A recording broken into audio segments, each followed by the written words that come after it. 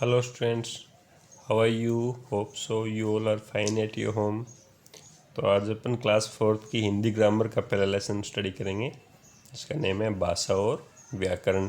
इससे पहले आपके हिंदी रीडर के 4 लेसन हो चुके हैं जिनको आपने फेयर नोटबुक में कर लिया होगा और सारे लेसन आपके लर्न होंगे, ऐसा मैं आशा करता हूँ। और मैंने आपको 4-5 बार बुक रीडिंग करने के लिए भी कहा था। जितने लेसन आपके हो गए हैं उनको आपको अच्छे से रीड करना है, कोई ऐसा वर्ड न हो, शब्द न हो जिसका उच्चारण आपको न आता हो, ठीक है। और 4-5 बार आप लेसन को रीड करोगे तो बहुत सारी चीज़ें आपको अपने आप ही लर्न हो जाएगी, ठीक है ना। तो हिंदी ग्रामर का पहला लेसन अपना स्टडी करते हैं, भाषा और व्याकरण। देखिए आप यहाँ पे कुछ चित्र दिए गए हैं, आपको दिख रहा है कि एक छोटा सा बच्चा है, वो अपनी माँ से कुछ बोलना चाहता है, कुछ कहना चाहता है। और आगे वाले चित्र में आप क्या देख रहे हो? बच्चा बोल रहा है, माँ क्या मैं खेलने जाऊँ। वह बोल के अपनी माँ को बोल रहा है क्या मैं खेलने जाऊँ, ठीक है। अब देखिए ऊपर दिए गए चित्रों में देखकर आपको क्या समझ में आया? आ गया होगा आपके सुन में क्या कहना चाहते। ये तो कुछ बात अपनी इशारों के माध्यम से कहना चाहता है और दूसरा बच्चा बोलकर कहना चाहता है। देखिए पहले चित्र में छोटा बच्चा माँ से कुछ कहना चाह रहा है, परंतु माँ संकेत समझ नहीं पा रही है, ठीक है ना। क्योंकि छोटा बच्चा है, बिल्कुल छोटा बच्चा होता है, उसके जो इशारे हैं वो इतना इजीली समझ में नहीं आते हैं। दूसरे चित्र में यश ने माँ से कुछ पूछा और माँ तुरंत समझ गई, ठीक है। या वो उसने पूछा भी मैं खेलने जाऊँ, तो माँ को समझ में आ गया कि वह खेलने के लिए बोल रहा है। तो अब आप समझ गए होंगे कि संकेतों द्वारा किसी बात को समझना या समझाना कितना कठिन होता है, ठीक है ना। वो थोड़ा हार्ड होता है और बोलकर या लिखकर समझाना बहुत आसान होता है। इसलिए संकेतों को भाषा नहीं कहा जा सकता, ठीक है ना। हालांकि ये एक सांकेतिक भाषा जो रूप होती है, लेकिन भाषा के मुख्य रूप में इसको नहीं गिना जाता। अतः अपने विचारों को प्रकट करने के लिए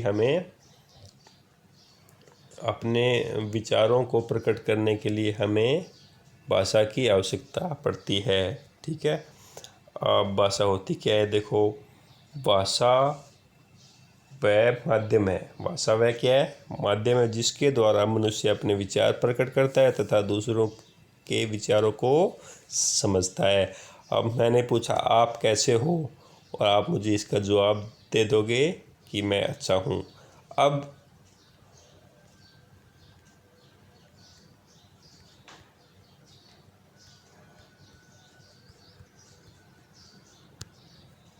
बताओ, मैंने कुछ सिर्फ लिखा है यहाँ पे, मैंने बोला कुछ नहीं है, फिर भी आप मुझे इसका आंसर देने में समर्थ हो कि नहीं हो। तो यानी आपको मैंने ये जो लिख कर बताया वो मैंने जो आपको लिख कर बताया वो आपने पढ़कर समझा और आप इसका जवाब देने में समर्थ हो। तो भाषा को जब मैंने बोल के कहा आपको आप कैसे हो, तो वो तो हो गई भाषा का स्वरूप मौखिक भाषा, और लिख कर मैंने कहा तो वो हो गया लिखित स्वरूप, ठीक है। तो भाषा के रूप कितने होते हैं? भाषा के 2 रूप होते हैं। कौन से? मौखिक बोलकर, लिखित लिखकर, जिसका एग्जाम्पल मैंने आपको अभी बताया, ठीक है। अब देखिए आगे वाला पेज, मौखिक भाषा कौन सी होती है? देखिए मौखिक भाषा जब हम बोलकर अपनी बात समझाते हैं और दूसरा उसे सुनकर समझता है तो उसे मौखिक भाषा कहते हैं। जैसे मैं अब कुछ बोल रहा हूँ और आप उस बात को क्या कर रहे हो? सुन रहे हो। तो वो कौन सा हो गया भाषा का स्वरूप? है मौखिक भाषा। तो मौखिक भाषा क्या हो गई? बोलकर कही गई बात। जैसे कि नेताजी भाषण देते हैं, मम्मी बेटे को कुछ बोल रही है, बाहर आप सब्जी मंडी में जाते हो या, ठीक है ना, तो वो सब्जी वाला बोलकर सब कुछ बताता है। तो वो कौन सा रूप हो गया अभी? मौखिक भाषा, ठीक है। जैसे भाषण देना, कहानी सुनना, आपस में बातचीत करना, ठीक है। अब देखिए क्या है, लिखित भाषा कौन सी होती है। देखिए, लिखित भाषा जब हम लिखकर अपनी बात को समझाते हैं और दूसरा उसको पढ़कर समझता है तो उसे लिखित भाषा कहते हैं। ठीक है ना। जैसे आपके टीचर आपको या लिखते हैं बोर्ड पे, आप उसको क्या करते हो, पढ़कर समझते हो और उसका, ठीक है। जैसे न्यूज़पेपर है, आपकी बुक है, सब कुछ लिखा होता है और आप उसको पढ़ते हो, या नोटिस बोर्ड पे, ठीक है ना, या कोई भी नोटिस है वो लगाया जाता है जो हम स्कूल मैनेजमेंट द्वारा क्या लिख कर दिया जाता है और आप उसको पढ़कर समझते हो। ठीक है। या कोई भी पोस्टर वगैरह होते हैं, होर्डिंग्स होते हैं, आप निकलते हो बाहर तो हर जगह मिलते हैं ना आपको एडवर्टाइजमेंट, तो वो जो है वो भी मौखिक स्वरूप हो गया।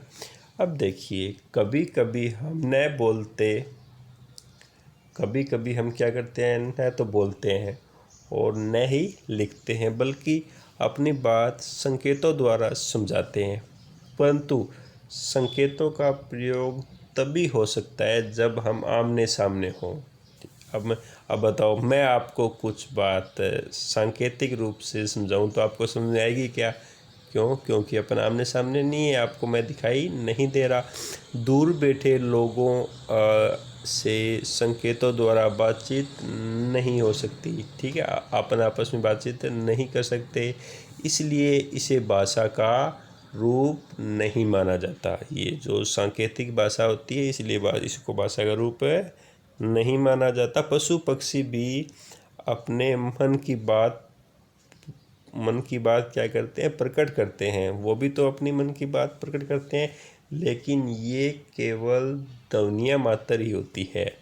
इन्हें भी भाषा नहीं कहा जा सकता। हालांकि उनकी भाषा होगी, वो अपनी भाषा को समझते होंगे इस बात को, लेकिन अपने जैसे मतलब भाषा के रूप पढ़ते हैं तो उसके अंदर इस चीज़ को भाषा नहीं कहा जा सकता। ठीक है। अब देखिए, संसार एक, भाषाएं अनेक। देखिए, भारत में 1600 से अधिक भाषाएं बोली जाती है। ठीक है ना, इम्पोर्टेंट फैक्ट हो गया। कम से कम कितनी भाषाएं हैं? 1600 से अधिक भाषाएं बोली जाती है। संसार के अलग अलग देशों में अलग अलग भाषाएं बोली, पढ़ी और लिखी जाती है। देखिए, प्रत्येक देश की अपनी भाषा होती है। जैसे जर्मनी में जर्मन, जापान की जापानी, इंग्लैंड की अंग्रेजी। इनके अतिरिक्त प्रत्येक देश के विभिन्न स्थानों की भी अपने अपने जो अलग अलग जो रीजन होते हैं उनकी भी भाषाएं होती है। ठीक है ना। जैसे बात करते हैं, वो तो अपन बात करते कि भी पर्टिकुलर एक कंट्री की होगी, उसके अलावा एक देश के अंदर भी अलग अलग स्थानों की अलग अलग भाषाएं होती है। जैसे भारत के विभिन्न राज्यों में अलग अलग बोलियां बोली जाती है। जैसे पंजाब में पंजाबी, गुजरात में गुजराती, महाराष्ट्र में मराठी, आंध्र प्रदेश में तेलुगु, उड़ीसा में उड़िया। ठीक है ना। ये प्रत्येक अलग अलग क्षेत्र के अनुसार बोली जाती है। ठीक है, ये आपको आनी चाहिए। भारत की राजभाषा हिंदी है। हिंदी हमारी क्या है? राजभाषा है, न कि राष्ट्रभाषा। 14 सितंबर को हिंदी दिवस मनाया जाता है, क्योंकि इस दिन में इसकी मान्यता मिली थी राजभाषा की। अंग्रेजी अनेक देशों में प्रयोग की जाती है, इसलिए इसे अंतर्राष्ट्रीय भाषा माना जाता है। ठीक है ना। मोस्टली कंट्रीज़ में अंग्रेजी बोली जाती है या इसको समझा जाता है, इसलिए इसे अंतर्राष्ट्रीय भाषा, इंटरनेशनल लैंग्वेज माना जाता है। अब देखिए, लिपि क्या होती है? हर भाषा को लिखने के लिए अलग अलग चिन्ह निश्चित किए गए हैं, जिसे लिपि कहा जाता है। जैसे हिंदी को लिखने के लिए अपने ए, ठीक है, क, प, ये है ना, ठीक है। ऐसे ही अपने इंग्लिश को लिखने के लिए ए, बी, सी, है ना। तो प्रत्येक भाषा को लिखने के लिए कुछ न कुछ क्या किए गए, अलग अलग अपने अपने चिन्ह, साइन होते हैं और उन्हें क्या कहते हैं? लिपि कहते हैं। ठीक है। देखिए, भारत में संस्कृत सबसे प्राचीन भाषा है। ठीक है ना। भारत में संस्कृत है वो सबसे प्राचीन भाषा है। ठीक है ना। इसे मूल भाषा भी कहते हैं, क्योंकि मोस्टली जो भाषाएं हैं वो इसी से निकली हुई है।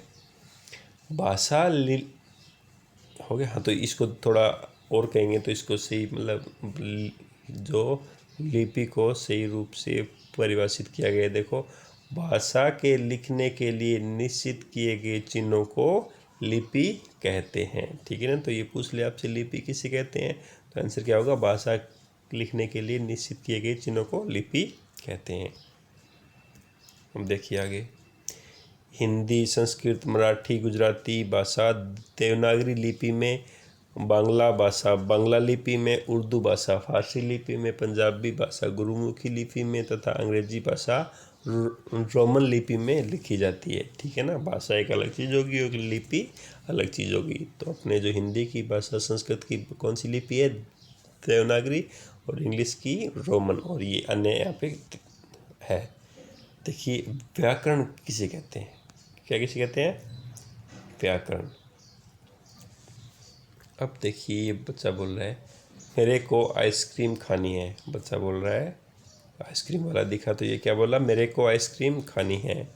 और ये पूछ रहे कि तुम्हारा है घर कहाँ। ये क्या बोल रही है कि तुम्हारा है घर कहाँ। तो हम हिंदीभाषी क्षेत्र के हैं, तो हमें इसमें आ गया होगा कि यहाँ पे कुछ न कुछ मिस्टेक हो रही है। देखिए, चित्रों के नीचे दिए गए वाक्य पढ़ने में अटपटे लग रहे मेरे को आइसक्रीम खानी है। हालांकि आजकल ऐसे बोलते हैं, मेरे को बोलते हैं ना। ठीक है, और तुम्हारा है घर कहाँ, ये अपने को क्या अटपटे लग रहे हैं, क्योंकि ये वाक्य व्याकरण नियमों के अनुसार नहीं है। ठीक है ना, लिखे गए वाक्य शुद्ध है अथवा अशुद्ध, इसकी जानकारी हमें कौन करवाता है, भी व्याकरण से मिलती है, जिससे हमें पता चलता है कि ये वाक्य शुद्ध है या अशुद्ध। ठीक है, इसका जो वाक्य होगा सही वह होगा मुझे आइसक्रीम खानी है, मेरे को नहीं, इसका क्या होगा, मुझे आइसक्रीम खानी है।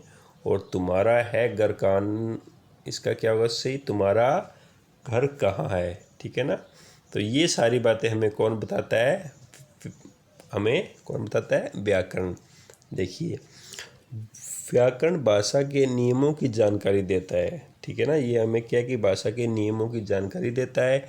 व्याकरण जानकर ही हम भाषा को शुद्ध बोलना, समझना, पढ़ना और लिखना सीखते हैं। हमें व्याकरण आती है तो ही हम क्या कि भाषा का शुद्ध सही तरीके से बोलना, लिखना और पढ़ना सीखते हैं। तो अब किसे कहते हैं व्याकरण, भाषा के शुद्ध रूप का ज्ञान कराने वाला शास्त्र व्याकरण कहलाता है। तो आपसे कोई व्याकरण की परिभाषा पूछे तो आराम से बता दोगे आप, भाषा के शुद्ध रूप का ज्ञान कराने वाला शास्त्र व्याकरण कहलाता है। ठीक है, तो ये अपना लेसन हो गया। एक बार इसको थोड़ा सा रिवाइज करते हैं। भाषा किसे कहते हैं, भाषा वह साधन है जिसके द्वारा हम विचारों को आदान प्रदान करते हैं। भाषा के दो रूप होते हैं, मौखिक और लिखित भाषा।